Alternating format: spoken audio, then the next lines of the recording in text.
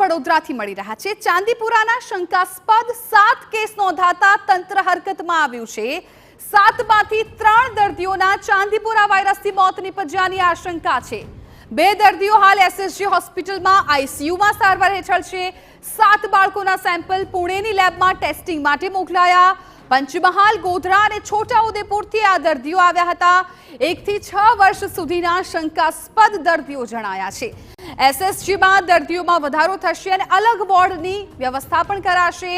Collector દ્વારા આરોગ્ય વિભાગની બેઠક પણ બોલાવાઈ છે અને હવે આ વાયરસ સાથે કેવી રીતે આગળ લડવું એ પ્રકારની બેઠકમાં ચર્ચા કરવામાં આવશે।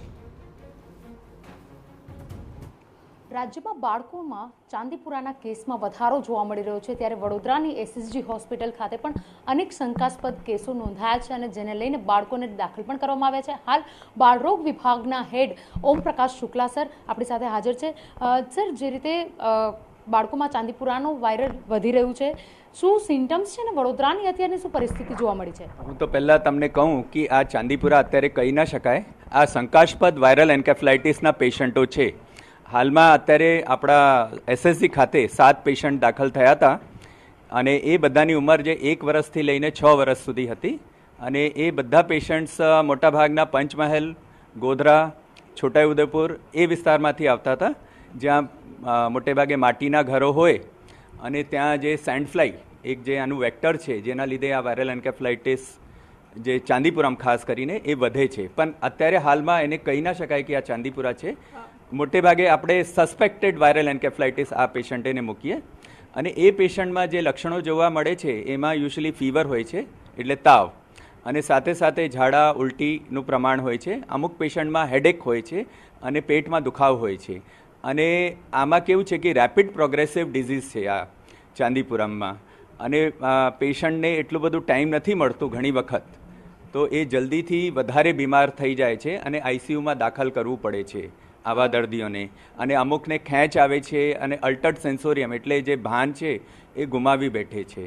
બિલકુલ સર, જે રીતે વાત કરી કે ચાંદીપુરામાં બાળક બેભાન થાય ત્યાં સુધીની પરિસ્થિતિ ઊભી થતી હોય છે, પરંતુ બાળકને આનાથી બચાવવા માટે ઉપાયો કયા કરવા જોઈએ? હા, બાળકોને બચાવવા માટે ખાસ કરીને જે પ્રિવેન્ટિવ સ્ટ્રેટેજીસ છે તો એ અપનાવવું જોઈએ કે આવા ઘરોમાં જે છે કીટનાશક દવાઓનું છંટાવ કરવું જોઈએ। ખાસ કરીને જે ક્રેક્સ એન્ડ ક્રિવાઇસીસ છે એને બરાબર પૂરી દેવું જોઈએ અને જ્યાં કેટલ્સ હોય છે એ લોકોનું ગાય, ભેંસ અને એ બધું તબેલા હોય છે ત્યાં આ બધું જે સેન્ડફ્લાય છે વધારે જોવા મળે છે, તો એવા ઘરોમાં અને આસપાસમાં ખાસ કરીને આ દવાનો છંટકાવ થવું જોઈએ જેનાથી એ બચી જાય। અને બીજું એ છે કે કોઈપણ બાળકમાં આવું શંકાસ્પદ તાવ હોય, જોડે ઝાડા ઉલટી હોય તો તાત્કાલિક એ લોકોએ દવાખાનામાં લઈ આવવું જોઈએ। અને સેજ પણ થોડુંક તબિયત બગડે તો મારું એવું માનવું છે કે એ જે લેવલ 3 કેર જે મોટી હોસ્પિટલો છે, જેવી રીતે સયાજી હોસ્પિટલ આપણી છે જે મધ્ય ગુજરાતની સૌથી મોટી હોસ્પિટલ છે, તો ત્યાં એ લોકોને તરત લઈ આવવું જોઈએ જ્યાં એની સારવાર શરૂ થઈ જાય। પણ બીજી વસ્તુ એક પણ હું કહેવા માગું છું કે આની જે સારવાર છે સિમ્પ્ટોમેટિક અને સપોર્ટિવ છે, એટલે જે સ્પેસિફિક કોઈ સારવાર નથી। જે આ વાયરલ એન્કેફલાઇટિસ છે તો એની કોઈ એન્ટીવાયરલ દવા ઉપલબ્ધ નથી અને મોટે ભાગના દર્દીઓ વધારે પડતું એ જલ્દીથી એ લોકો ડિટેરિએટ થાય છે, એટલા માટે જલ્દી અમારી પાસે લઈને આવે તો એનું કંઈ સોલ્યુશન થઈ શકે। બિલકુલ, આપણે જે સેમ્પલ લઈને પુણેની લેબ ખાતે મોકલીએ છીએ, સેમ્પલનું પરિણામ આવતા કેટલા દિવસ લાગે છે અને ત્યાં સુધી બાળકમાં આની અસર ઓછી થાય તેવું કેવી રીતે કરી શકાય? આમાં એ રીતે છે કે આપણે જે છે બ્લડ સેમ્પલ અને CSF જે એનું કરોડરજ્જુમાંથી જે પાણી કાઢીએ છીએ એ સેમ્પલ અમે નેશનલ ઇન્સ્ટિટ્યૂટ ઓફ વાયરોલોજી મોકલીએ છીએ। એમાંથી ઘણી વખત 7 થી 15 દિવસમાં એ લોકોનો રિપોર્ટ આવે છે, પણ રિપોર્ટથી ટ્રીટમેન્ટમાં કંઈ ફેર નથી પડતો। આપણે ટ્રીટમેન્ટ જે છે સિમ્પ્ટોમેટિક અને સપોર્ટિવ જે પ્રમાણે પેશન્ટનું લક્ષણ હોય, ધારો કે એને તાવ હોય તો તાવની દવા ચાલુ થઈ જાય, ખેંચ આવે તો ખેંચની દવા જે એન્ટી સીઝર કે એન્ટી એપિલેપ્ટિક મેડિકેશન છે એ ચાલુ થઈ જાય। અને ઘણી વખત પેશન્ટને વેન્ટિલેટર ઉપર મૂકવું પડે તો વેન્ટિલેટર ઉપર પણ મૂકીને અમે એની સારવાર કરીએ છીએ।